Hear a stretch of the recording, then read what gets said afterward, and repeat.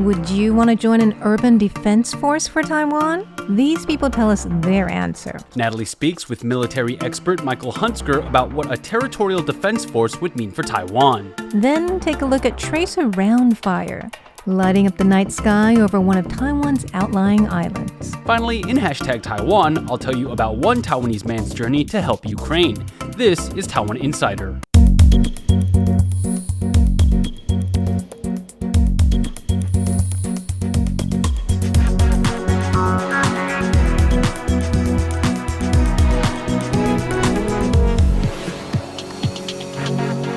Welcome to the show.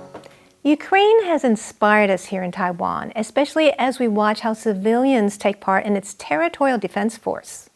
Ukraine's National Guard says 100,000 Ukrainians have joined the volunteer force to help make Molotov cocktails, sabotage the enemy, and do what they can to defend their homeland.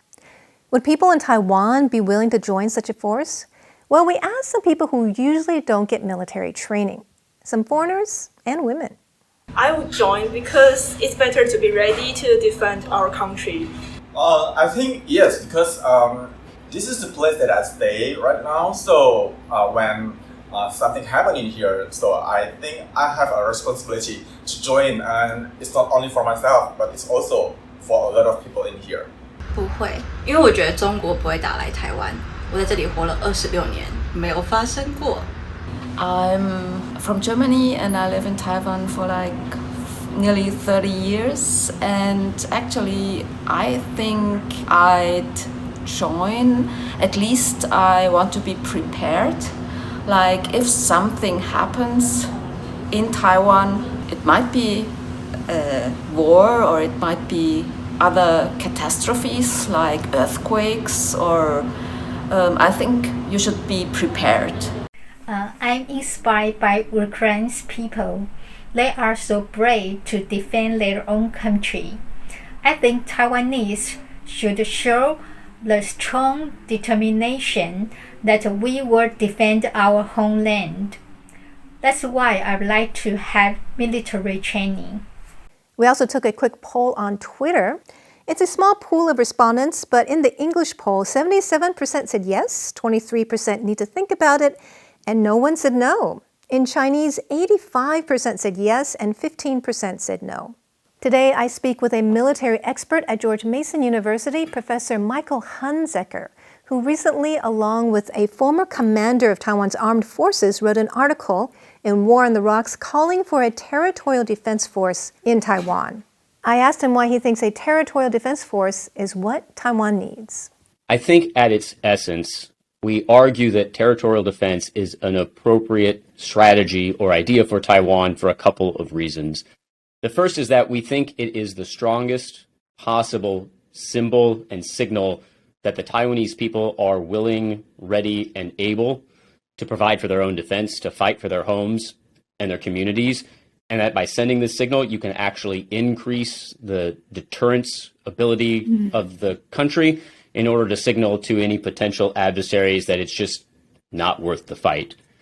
And the second piece is that even if an adversary, an enemy, an opponent were to decide to want to attack Taiwan, the fact is that in order to achieve the political goal of actually subduing and occupying the island would require pacifying and controlling the people. And a territorial defense force makes this extremely difficult to do, and therefore buys time both for Taiwan to defend itself, but also for the United States and other allies and partners in the region to intervene and help Taiwan. I've actually spoken to a lot of people who would love to be trained to be able to defend themselves, their families, their neighborhoods. What kind of training do you think we would need? Like, what are the basic things we need to learn, and how long would that training have to be for us to be ready? Well, as a former American Marine, I have to say you can never have enough time to train, and the trick to it is to convince yourself you are never ready.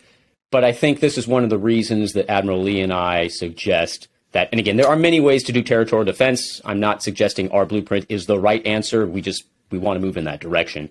But that our argument or our idea is that you should build these forces around existing special operations units and personnel, or either those on active duty or those who have recently retired or left the military. because these types of warriors have a lot of training in conducting independent, autonomous, small unit hit-and-run ambushes. And in our estimation, this is kind of the ideal thing that Taiwanese territorial defenses should do. And that a territorial defense force, if properly trained in hit-and-run guerrilla tactics, that these would be especially effective, not during the initial combat phase, but assuming an invasion force can break through Taiwan's frontline active duty defenses and its reserve defenses, and they start to make their way into the city, that then you can see these territorial defense units starting to wage an insurgency, a guerrilla war, hitting not the frontline units, but rather the support units, the logistics units, the police units. And I think that's more likely to succeed and impose the types of costs on an invasion force that would, again, hopefully make them think twice before taking that first step. So how many people do you think would need to join for this to be enough? Or, well, and here is, I think, here's a reason for optimism, is our popular conception of guerrilla wars and insurgencies is that it takes thousands upon thousands and thousands of people. And although I think there's still a scholarly debate out there, it seems that you can start a movement like this and really kind of fan the flames of popular resistance with just a few hundred or a few thousand well-trained warriors. But I don't think that the bar is as high as people necessarily think. I don't think the cost is as high. I think if the will is there, we can recruit a few hundred, a few thousand people to really get this program running. I think other Taiwanese kind of waiting on the sidelines will see this really does work. That's serious training, and I'm having a meaningful role to play. And watching what's happening in Ukraine and seeing that this can actually be effective, I think this thing could grow quite quickly, again, in a way that just helps us avoid these worst case scenarios. So if there was an invasion and there was urban warfare, I mean, what do you imagine that to be like? And do you think that Taiwan could win still, even if it got to that point? I think, and this is an important piece of the argument, and we should be transparent and honest about it. The logic of territorial defense is the logic of guerrilla warfare, and for Taiwan, the logic of guerrilla warfare in cities, mega cities like Taipei. And we should make no mistake about it, it would be horrific, and it would be costly. And I think we're seeing some of that play out in Ukraine. And so against a determined invader, I believe the Taiwanese territorial defense force, if married up with a holistic asymmetric defense posture, could really delay an invader, make it very difficult, make it very costly, and critically buy time for the United States and other coalition forces to intervene and help out. I think the training has to start now. This idea that the people will just spontaneously on their own stand up with whatever weapons they have on hand, and I've been to Taipei, they don't have many weapons on hand, and go up against hardened combat units, I think is a bridge too far. And I think psychologically, there will be that moment of shock and terror. I remember going into combat for the first time in 2003 in Iraq, and it is a mentally shocking moment in a person's life. And realistic, rigorous training, if you do it as much as you possibly can, it helps prepare you both as an individual, but also as a unit and as a society to absorb that initial blow, get over that initial shock, and then take the fight to the enemy. The whole interview will be up on Facebook and YouTube. Next up, Leslie Liao tells us about the latest military exercises in Taiwan. When you think of Taiwan, you probably just picture the main island. But in reality, Taiwan contains many smaller outlying islands, some just mere kilometers away from China. Though they are small, they're stepping up in a big way to help defend the country. Tracer fire lights up the sky over Taiwan's outlying Matsu Islands. This is a training exercise put on by Matsu Defense Command. Soldiers here simulate taking down aerial targets in the dead of night during low visibility conditions. During the exercise, armored vehicles positioned themselves along Matsu's coastline. Once the top brass gave the order, it was all-out firepower. China claims Taiwan as part of its territory and hasn't ruled out taking the island by force. As the threat of attack grows more dangerous, Taiwan's armed forces are training to respond. The exercise's goal was to increase soldiers' weapons proficiency as well as encourage teamwork. With these seasoned men and women on the front line, Taiwan hopes to prove its outlying islands are no easy target. Taiwan is also trying to defend its natural environment from a very different kind of enemy, plastic pollution. RTI's Harrison Kay has the story. In Taiwan, people are always looking for new ways to reduce their carbon footprints. To help this, last year Taipei's Environmental Protection Bureau launched a cup borrowing scheme in partnership with companies including McDonald's.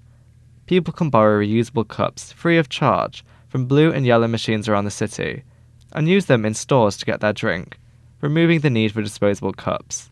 The process uses Taiwan's favourite messaging app, Line. If you scan the machine's QR code online and sign up with your phone number, your phone will then give you a QR code that you can scan on the machine. Once you've picked the cup size that you'd like, it'll give you your cup. And when you're done, you just scan the cup's QR code on the machine and pop it back in. Or, if you're at a store that recognises the cups, you can simply hand it back in when you're done. When the machines were first introduced, a deposit was needed to rent a cup, but now the cups are completely free. You can even rent up to 6 cups at one time. There are currently just over 30 machines around Taipei, but they plan to introduce more machines over time. All in all, it's an easy, eco-friendly service that hopefully will be made the most of. Next up, Leslie introduces a man who's gone the distance for Ukraine in #Taiwan. Russia's invasion into Ukraine is entering its 5th week. Like I've said before, Taiwan very much stands with Ukraine. Taiwan's foreign ministry set up a bank account to take in donations for people who want to send money to Ukraine. As of recording, the bank account has taken in over 124,000 donations totaling approximately $33.3 million US. People in Taiwan are helping any way they can, even if they can't donate money. Meet Wang Reiti. He's a former Taiwanese military policeman and a member of the indigenous Amis people. What's he doing? Well, last week, Wang made the news when he announced his intention to join the International Legion of Territorial Defense of Ukraine. The Legion is exactly what it sounds like. It's a military unit where non-Ukrainian people can sign up and fight to defend Ukraine. On March 21st, Wang announced on his Facebook page that he traveled to the Ukrainian embassy in Finland and signed up for the Ukrainian International Legion. In his post, he said he had no money to give, but he would gladly help fight for Ukrainian people's freedom. Many people wished Wang well and hoped for his safety. Wang said he went through a 10-minute interview and he told Ukrainian officials that he had served in Taiwan's military police and knew how to use firearms. In later posts, he urged Taiwanese people who also thought about joining Ukraine's Foreign Legion not to. He said that those people need to stay and to protect Taiwan. Wang made his way to Lithuania where he found out that his application had been rejected. The Ukrainian embassy in Vilnius said that Wang lacked the necessary combat experience. It's not that Ukraine didn't want his help, it was just that the foreign unit implemented stricter requirements. The first batch of accepted applicants was not subject to any prerequisites, and that resulted in many people getting discharged for poor conduct. The Ukrainian embassy then asked Wang if he was willing to help the refugees in other countries, and he agreed. He said his next destination is Warsaw, Poland. Wang said that since he can't pick up a gun, he will pick up a knife and cook some good Taiwanese food for Ukrainian refugees instead. Wang is not the only Taiwanese person that wants to join Ukraine's International Legion. At this point, I've heard of at least 2 other people who want to go as well. And I think Wang and those other people demonstrate something really important. You don't need vast amounts of money to help people in need. All you need is heart and sometimes combat experience. And before we go back to the studio, let's take a look at some of the other stories that are on our radar. Mass testing for COVID-19 is underway in Taiwan's northern city of Keelung. Authorities are trying to contain an outbreak of the virus centered around an adult entertainment venue. So far, 68 people have tested positive, including employees, customers, and their contacts, as well as a number of police officers. Keelung authorities have decided to use rapid tests and only administer PCR tests as confirmation. As a result of this outbreak, workers and customers will have to show proof of vaccination with 3 doses to enter adult entertainment venues. Taiwan's National Development Council has outlined plans for reaching net zero carbon emissions by the year 2050. Taiwan aims to increase the proportion of renewables in its energy mix 10 times from 6% to over 60%. The country also plans to decrease its reliance on imports for energy generation from over 95% last year to 50% or less in 2050. Taiwan will achieve its carbon goals through a combination of renewable energy, carbon capture, hydrogen, hydroelectric energy, and promoting electric vehicles. The government plans to invest 900 billion NT dollars or $31.5 billion US dollars into the venture, and authorities expect an even bigger figure to come from private investments. A team of bakers from Taiwan won first prize at the Bakery World Cup in Paris, France.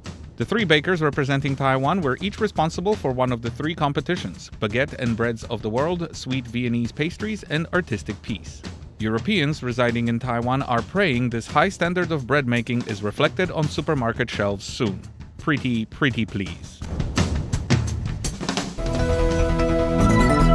And we're back in the studio for our final question of the week. And this week I'm going to be asking my co-hosts, well, you guys see there were a lot of ways you can help. We're talking about a territorial defense force, but at the same time, we saw during #Taiwan how Wang Ruiti is actually going to go cook at the Polish and Ukrainian border. How would you help in a theoretical way during a conflict? Like, what would you like to do, Stash? Well, Leslie, I think it's clear that we have a very particular kind of skill here at RTI, and that is radio. So I think my skill, the thing that I would possibly bring to this kind of situation would be comms and controlling this kind of communication. So that's actually pretty good. The question, what about you, Natalie? Great answer, Stash. Now I feel more useful. So I like the idea of sabotage. I would love to foil the enemy's plans in some way. That's actually, wow, I did not expect that answer from you, not in the least. My job would probably, well, if we're talking about a hypothetical conflict, within Taiwan, I'm most likely going to get called up because I'm a reservist. That's right. But if not, I would like to advocate and just try and rally as much support as we can, get as many donations as we can. Great idea. I just think, I like being a spokesperson for Taiwan.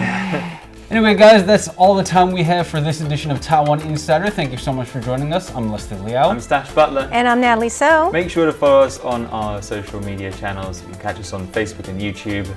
And leave a comment below. We'd love to hear from you. And you can tweet at us at Twitter. Our handle is Taiwan Insider, one word. Let us know what your answer is to the question of the week.